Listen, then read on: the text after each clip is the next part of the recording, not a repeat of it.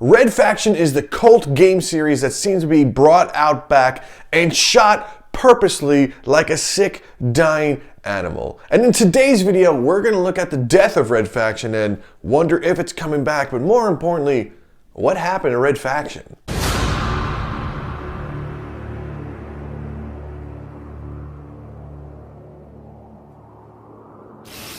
In the early 2000s, when Red Faction was first born into this world, it was a first-person shooter, but it did first-person shooting like no other game was actually doing it. It had a pretty solid campaign and multiplayer, and the gunplay in that was pretty decent, but it was really cool that you could see through walls. And when Red Faction 2 came out in 2003, it gave more to the gameplay than players were expecting. You were now able to blow up and break certain walls, and it was cool. It was being able to play the game in what seemed to be a scripted event, but it seemed like the players had control. Although it was still scripted, the walls that you can break weren't predetermined. You could do it. And that seems to be the allure of this. The cool destruction, the gore, the gameplay, things were starting to ramp up. And then Red Faction took a different turn, but a surprisingly good turn. And now,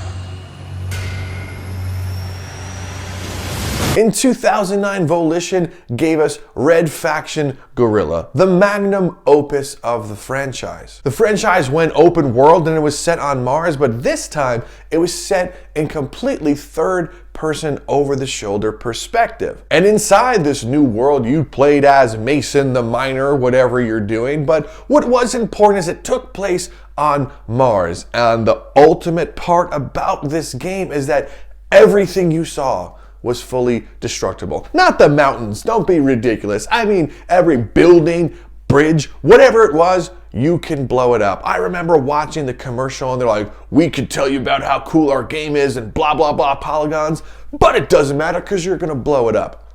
Immediately I was taken back and super excited watching the trailer because I love blowing things up. So when I first played Red Faction Guerrilla, my mind was blown. Being able to go wherever I wanted in this open world and interact with these buildings, just seeing a big skyscraper or the equivalent of a skyscraper in that game, or building or bustling city, and you get a nice sledgehammer, you just start wrecking things left and right. The premise of the game is not that. Well, I guess it is you're going after the EDF because they killed your brother and you're kind of like a terrorist organization, but in a good way. Story aside, I just loved breaking things, you know, going into someone's house and be like, nice house, throw demolition charge on it, blow up house. The game gave so much freedom to the player to do not whatever they wanted, but blow up whatever they wanted. And the game all about destruction and carnage that's pretty much the best part of it. And aside from the campaign, sure, there was a competitive multiplayer which sucked, and I'm not gonna get into that, but it gave you a different mode called Wrecking Crew. It took the best part of the game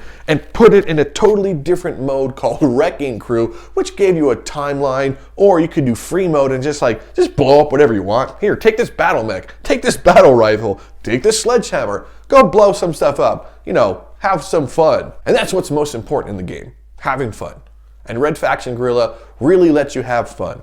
Sniping people, blowing up ships, taking down buildings, fun, fun, fun. You can have endless replay value. And when you're done with the game, all the buildings reset and you unlock cheat codes, which that's truly where the fun is. The ability to get a super sledgehammer and smack like a Mars rover into a building and have the building collapse, you're just like, yeah, that was dope. And then after Red Faction Guerrilla came out, something strange happened. They made another Red Faction game, Red Faction Armageddon. Red Faction Armageddon sucks. It doesn't just suck because it's the game that came after Guerrilla. It sucks because they took everything that Guerrilla did right and messed it up entirely. Hey, what's the best part of our game? Open world sandbox that you could do pretty much whatever you want. Let's put it linear in a cave. Oh my gosh, yeah, for the story's sake, it kind of makes sense that it takes place underground in a cave, but instead of being this open world masterpiece and letting the player destroy whatever they want, they took all of that and condensed it into seemingly like hallways, and you had these Mars creatures and whatever, but you put the player in a hallway and you took away their freedom. They still had the full destruction, from Red Faction Guerrilla, and instead you're in caves and stuff, and you sometimes run into underground buildings that you can blow up, and ooh, that's cool, but it's in a cave. There's nothing in a cave except for rocks and dirt and darkness. Why is it in a cave? But instead of freeing the citizens of Mars, you imprisoned them.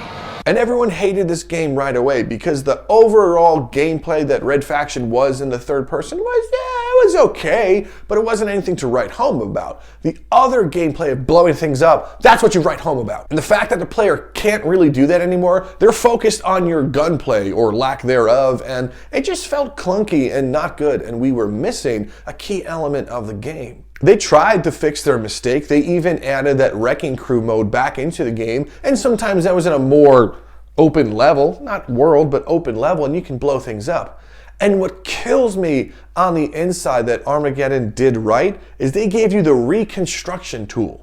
So after you blew up everything you want and you were sitting there like a toddler after you've done played with your toys, you could be like, you want to know what? Let's fix this. And put like your wrist gun on and you would fix everything that you destroyed. It looked really cool seeing like all the debris come back together and the whole building just like rebuilds. That's awesome. So imagine that in the open world. Imagine you're like, oh my gosh, I remember blowing up this city, oops. And then you just rebuild it, you know, whatever you wanted.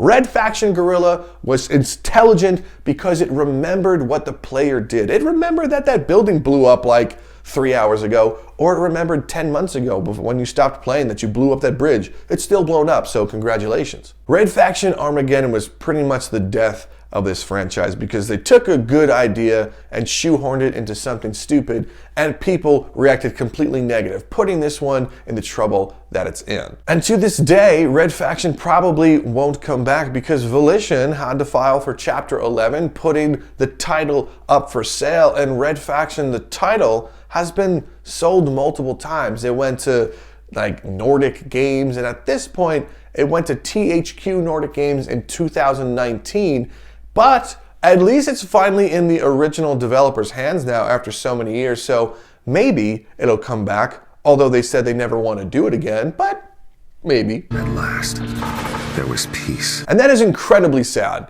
because Red Faction has so much potential ahead of it, especially as we move into this next generation of consoles, and also next generation of graphics cards for PC gaming.